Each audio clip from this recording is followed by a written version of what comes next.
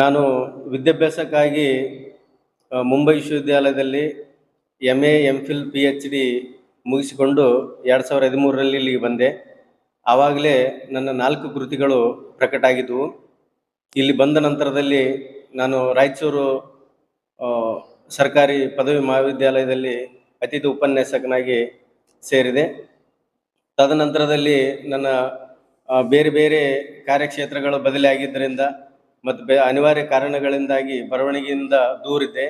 ಒಂದು ಸುಮಾರು 12-13 ವರ್ಷದಿಂದ ಸಾಹಿತ್ಯಿಕವಾಗಿ ತೀರಾ ಏನು ಮಾಡಲಾರದ ಪರಿಸ್ಥಿತಿಯಲ್ಲಿ, ಬರವಣಿಗೆ ಮಾಡಲಾರದ ಪರಿಸ್ಥಿತಿಯಲ್ಲಿ ಇದ್ದು, ಇತ್ತಿತ್ತಲಾಗಿ 2-3 ವರ್ಷಗಳಿಂದ ಮತ್ತೆ ನಾನು ಬರವಣಿಗೆಗೆ ತೊಡಗಿಸಿಕೊಂಡಿದ್ದರಿಂದ ನಿರಂತರವಾಗಿ ಅಧ್ಯಾಪನ ವೃತ್ತಿಯಲ್ಲಿ ಇರುವುದರಿಂದ ನಾನು ಸಾಹಿತ್ಯಿಕವಾಗಿ ಹೆಚ್ಚು ತೊಡಗಿಸಿಕೊಂಡಿದ್ದರ ಫಲವಾಗಿ ಇವತ್ತು ಕಾಗೆ ಬಣ್ಣದ ಕವಿತೆ ಅನ್ನುವಂಥದ್ದು ನನ್ನ 5ನೇ ಕೃತಿ.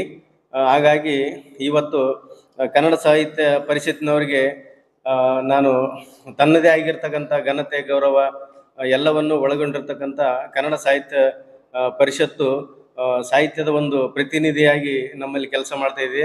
ಹಾಗಾಗಿ ಅದರ ನೆರಳಿನಲ್ಲಿ ನನ್ನ ಕೃತಿ ಬಿಡುಗಡೆ ಆದರೆ ಆ ಕೃತಿಗೆ ಒಂದು ಮತ್ತು ನನಗೂ ಒಂದು ಗೌರವ, ಘನತೆ ಬರ್ತದೆ ಅನ್ನುವ ನಿಟ್ಟಿನಲ್ಲಿ ನಾನು ಅಧ್ಯಕ್ಷರಲ್ಲಿ, ಕೌಲಿ ಸರಲ್ಲಿ, ಲಿಂಗೇರ್ ಸರಲ್ಲಿ, ನಾಯಕ್ ಸರಲ್ಲಿ ಮತ್ತು ಮಲ್ಲಿಕಾರ್ಜುನ ಕರಿಕಳ್ಳಿ ಅವರಲ್ಲಿ ವಿನಂತಿ ಮಾಡಿಕೊಂಡಾಗ ತುಂಬ ಪ್ರೀತಿಯಿಂದ ಆಯಿತು, ಒಳ್ಳೆಯದಾಗ್ತದೆ ಮಾಡಿ, ಸಾಹಿತ್ಯಿಕವಾಗಿ ನಿಮ್ಮನ್ನು ಪ್ರೋತ್ಸಾಹ ಮಾಡ್ತೀವಿ ಅಂತ ದೊಡ್ಡ ಮನಸ್ಸು ಮಾಡಿ ಕನ್ನಡ ಸಾಹಿತ್ಯ ಪರಿಷತ್ತಿನ ಅಡಿಯಲ್ಲಿ ನನ್ನ ಕೃತಿ ಬೆಳಕು ಕಾಣುವುದು ಇವತ್ತು ನನಗೆ ಭಾಳ ಖುಷಿ ಕೊಟ್ಟಿದೆ. ಈ ಎಲ್ಲ ಹಿರಿಯರ ಸಹಕಾರ ಸದಾ ನನ್ನ ಜೊತೆಗೆ ಇರ್ತದೆ.